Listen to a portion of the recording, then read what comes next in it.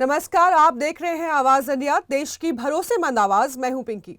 खबरों का सिलसिला शुरू करने से पहले आइए सबसे पहले नजर डालते हैं आज की हेडलाइंस पर। ऑपरेशन सिंदूर पर संसद में गरमाया माहौल, गृह मंत्री अमित शाह और पीएम मोदी देंगे जवाब। सोनिया गांधी ने गाजा में इजरायली नाकेबंदी की निंदा की, पीएम मोदी की चुप्पी पर उठाए सवाल। निमिषा प्रिया की फांसी रद्द, ग्रैंड मुफ्ती के दावे से उम्मीद जागी। बिहार में बदला मौसम का मिजाज, कई जिलों में भारी बारिश का अलर्ट। अब खबरें विस्तार से। लोकसभा में आज ऑपरेशन सिंदूर को लेकर जोरदार बहस देखने को मिल रही है। विपक्ष ने सरकार पर निशाना साधते हुए पूछा है कि क्या ऑपरेशन का निर्णय बिना रणनीति सोच के लिया गया था और क्या अंतर्राष्ट्रीय दबाव में आकर भारत ने अचानक ऑपरेशन रोक दिया। रक्षा मंत्री राजनाथ सिंह ने सदन में अपनी बात रखते हुए कहा है कि सरकार ने एक सोच समझकर कदम उठाया है।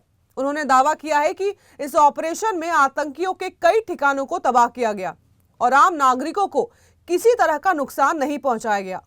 राजनाथ सिंह ने यह भी साफ किया है कि सरकार के पास कई विकल्प थे, लेकिन ऐसा रास्ता चुना गया जिससे दुश्मन को सबसे अधिक नुकसान पहुंचे और भारत की छवि भी मजबूती से बनी रहे। उन्होंने विपक्ष द्वारा लगाए जा रहे दबाव के आरोपों को सिरे से खारिज किया। गृह मंत्री अमित शाह दोपहर बाद लोकसभा में अपना बयान देंगे और सरकार का पक्ष और भी विस्तार से रखेंगे। उनके भाषण में यह साफ किया जाएगा कि ऑपरेशन सिंदूर की योजना, उद्देश्य और निष्कर्ष क्या थे। इसके साथ ही यह भी बताया जाएगा कि आगे की रणनीति क्या है। वहीं प्रधानमंत्री नरेंद्र मोदी आज शाम इस मुद्दे पर अपने विचार रखेंगे और बहस का समापन भाषण देंगे।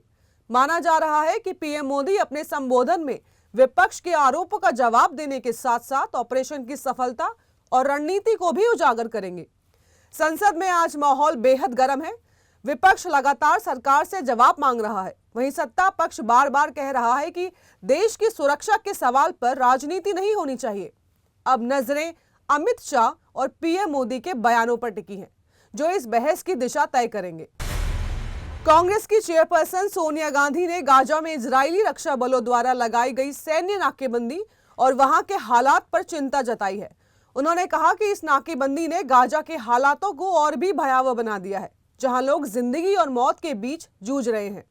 सोनिया गांधी ने एक प्रतिष्ठित समाचार पत्र के लिए लिखे अपने लेख में इस नाकेबंदी को इंसानियत के खिलाफ एक जघन्य अपराध करार दिया है। उन्होंने अंतर्राष्ट्रीय समुदाय से तत्काल हस्तक्षेप करने की मांग की है।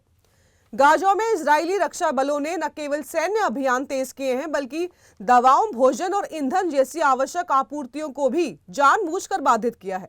सोनिया गांधी ने अपने लेख में लिखा है कि नाकेबंदी ने गाजा के बुनियादी ढांचों को अंधाधुंध तरीके से नष्ट कर दिया है और आम नागरिकों का बेरोक टोक नरसंहार एक मानव निर्मित त्रासदी को जन्म दे चुका है।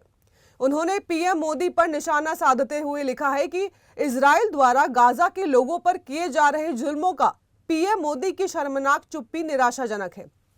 अब वक्त आ गया है कि वो स्पष्ट और कड़े शब्दों में उस विरासत की ओर से आवाज उठाएं जिसका भारत ने हमेशा प्रतिनिधित्व किया है। सोनिया गांधी ने कहा है कि अब समय चुप रहने का नहीं, बल्कि आवाज उठाने का है।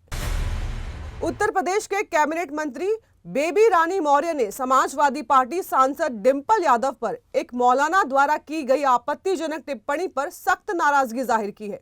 उन्होंने कहा है कि यह न केवल एक महिला सांसद की गरिमा पर, बल्कि एक भारतीय महिला की अस्मिता पर भी हमला है। मंत्री बेबी रानी मौर्य ने इस मामले में सपा प्रमुख अखिलेश यादव की चुप्पी पर भी सवाल उठाते हुए इसे शर्मनाक बताया है। बेबी रानी मौर्य ने कहा है कि डिंपल यादव जी पर की गई अभद्र टिप्पणी पर अखिलेश यादव की चुप्पी न केवल निंदनीय है, बल्कि शर्मनाक भी है। मंत्री मौर्य ने कहा कि हमारी और डिंपल जी की विचारधारा अलग हो सकती है, लेकिन किसी महिला का अपमान किसी भी हालत में स्वीकार्य नहीं है। भाजपा किसी भी महिला का अपमान बर्दाश्त नहीं करती, चाहे डिंपल यादव का मामला हो या फिर किसी और महिला का। हर महिला का सम्मान हमारी प्राथमिकता है। वहीं भाजपा ने कहा कि डिंपल यादव जी की गरिमा और भारतीय मर्यादा के अनुरूप उनके कपड़े पहने थे, फिर भी एक मौलाना ने उन्हें निशाना बनाया। क्या अब सपा अपनी महिला सांसदों की गरिमा और पहनावे का फैसला मौलवियों के कहने पर करेगी? सपा प्रमुख की चुप्पी वोट बैंक के लालच को दर्शाती है। भारत की नर्स निमिषा प्रिया को यमन में मिली मौत की सजा को लेकर बड़ी खबर सामने आई है। ग्रैंड मुफ्ती कंथापुरम एपी अबूबकर मुस्लियार के कार्यालय ने दावा किया है कि निमिषा की फांसी की सजा अब पूरी तरीके से रद्द कर दी गई है। यह फैसला यमन की राजधानी सना में एक उच्च स्तरीय बैठक में लिया गया। हालांकि अभी तक यमन सरकार की ओर से इस फैसले की कोई आधिकारिक पुष्टि नहीं हुई है। निमिषा प्रिया पर साल 2018 में एक यमनी नागरिक की हत्या का आरोप लगा था, जिसके बाद 2020 में उन्हें मौत की सजा सुना दी गई। विदेश मंत्रालय से जुड़े सूत्रों ने कहा है कि इस मामले में कुछ लोगों द्वारा गलत जानकारियां भी फैलाई जा रही हैं। लिहाजा जब तक यमन सरकार की लिखित पुष्टि नहीं आती, तब तक किसी भी निष्कर्ष पर पहुंचना जल्दबाजी होगी। लेकिन इस बयान से उन लाखों लोगों के मन में उम्मीद जरूर जागी है जो बीते कई सालों से निमिषा की जिंदगी बचाने की दुआ कर रहे थे। कल्याण में एक फर्जी कोचिंग सेंटर का पर्दाफाश हुआ है, जहां एमपीएससी और यूपीएससी की तैयारी के नाम पर छात्रों से हजारों रुपए की ठगी की जा रही थी। छात्रों की शिकायत पर महाराष्ट्र नवनिर्माण सेना मनसे के कार्यकर्ताओं ने कोचिंग संचालक की जमकर धुनाई की और उसे पुलिस के हवाले कर दिया। यह मामला है कल्याण रेलवे स्टेशन के पास स्थित सिद्धार्थ लॉजिक कोचिंग क्लास का, जहां के संचालक सिद्धार्थ सिंह चंदेल पर छात्रों ने गंभीर आरोप लगाए हैं। बताया जा रहा है कि चंदेल खुद को जीएसटी इंस्पेक्टर बताकर भरोसा जीतता था, जबकि उसकी कोई सरकारी पहचान नहीं थी। करीब 40 छात्रों से प्रति व्यक्ति 30,000 रुपए की फीस ली गई, लेकिन न पढ़ाई का स्तर था न अनुभवी शिक्षक। बार बार वही विषय पढ़ाया जा रहा था। जब ठगी का एहसास हुआ तो छात्रों ने मनसे के कार्यकर्ताओं से संपर्क किया। मनसे ने तत्काल क्लास में पहुंचकर चंदेल से जवाब तलब किया और संतोषजनक जवाब न मिलने पर उसकी पिटाई कर दी। कुछ छात्रों को पैसे भी लौटाए गए, लेकिन पैसे खत्म होने पर उसे पुलिस को सौंप दिया गया। फिलहाल पुलिस इस पूरे मामले की जांच कर रही है। वहीं घटना के बाद फर्जी कोचिंग संस्थानों पर कार्रवाई की मांग जोर पकड़ रही है। वक्त हो चला है एक छोटे से ब्रेक का।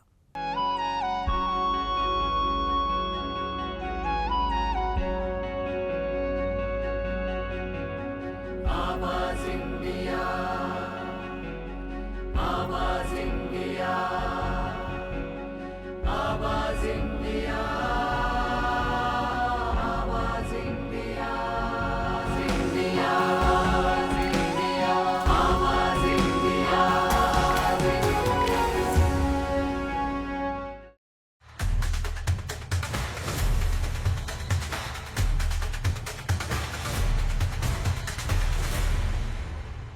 ब्रेक के बाद आप सभी का फिर से स्वागत है। बढ़ते हैं अगली खबर की ओर। मुंबई के गोरेगांव पूर्व इलाके में बजाज फाइनेंस के कर्मचारी द्वारा मराठी ग्राहक के साथ बदसलूकी और मनसे प्रमुख राज ठाकरे पर की गई आपत्तिजनक टिप्पणी के बाद महाराष्ट्र नवनिर्माण सेना ने सोमवार को जोरदार कार्रवाई की। मनसे कार्यकर्ताओं ने कार्यालय पहुंचकर कामकाज रुकवा दिया और संबंधित कर्मचारी के खिलाफ सख्त कार्रवाई की मांग की है। मनसे के गोरेगांव विधानसभा अध्यक्ष वीरेंद्र जाधव के नेतृत्व में हुए इस विरोध के बाद बजाज फाइनेंस प्रबंधक हरकत में आया और मामले को वनरई पुलिस स्टेशन ले जाया गया। पुलिस की चेतावनी के बाद आखिरकार आरोपी कर्मचारी को न सिर्फ पुलिस को सामने पेश होना पड़ा, बल्कि उसने वीरेंद्र जाधव और मीडिया के सामने सार्वजनिक माफी भी मांगी।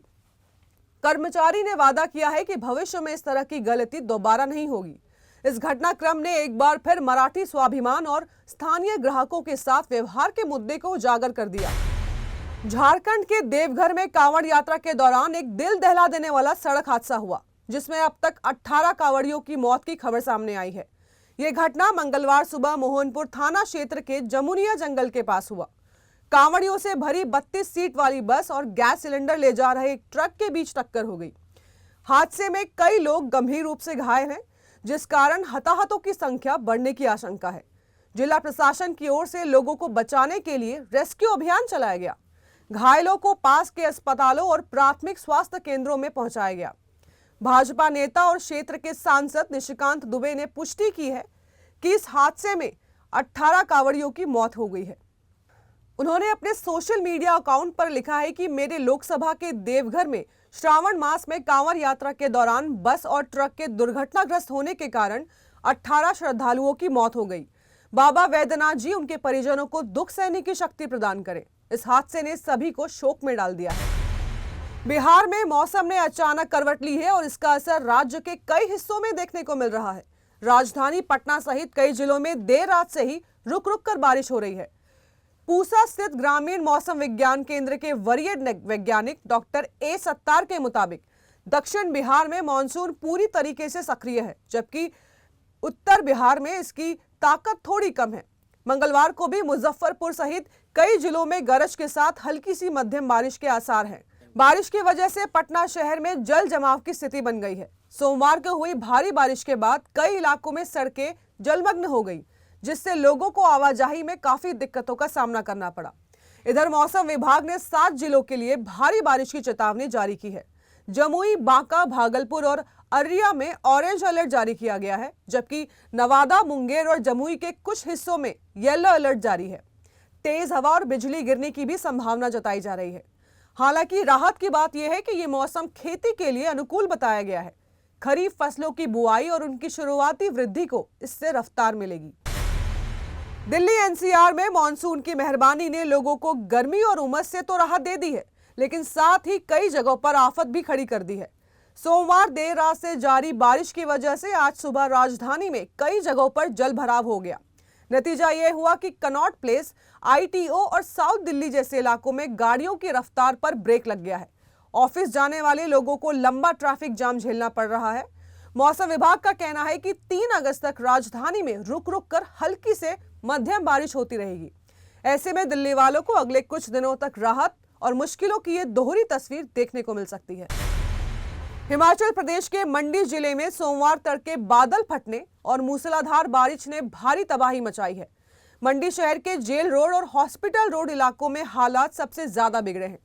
मलबे और पानी के सैलाब ने सड़कें जाम कर दी हैं और जनजीवन पूरी तरीके से अस्त व्यस्त हो गया है। मंडी पुलिस कंट्रोल रूम के मुताबिक अब तक 2 लोगों की मौत की पुष्टि हो गई है। बताया जा रहा है कि देर रात हुई बारिश के बाद जेल रोड के पास के नाले में अचानक बाढ़ आ गई, जिससे घरों में मलबा घुस गया। सुबह 4 बजे के करीब एक महिला की मलबे में दबने से मौत हो गई, जबकि एक शव बाद में बरामद हुआ।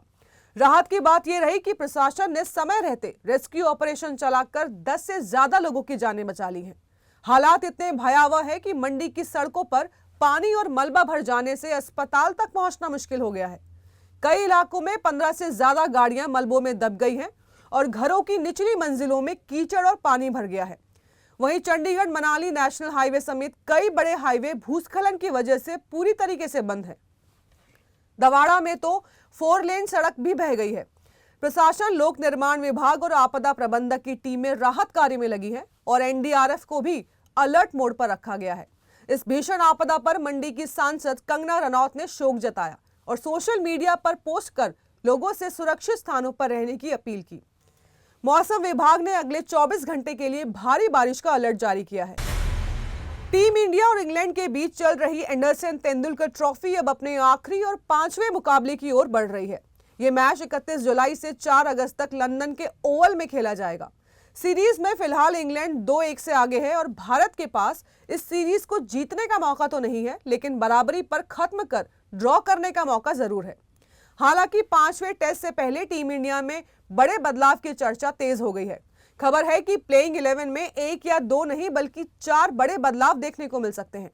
सबसे बड़ा झटका टीम इंडिया को विकेट कीपर और उप कप्तान ऋषभ पंत के रूप में लगा है।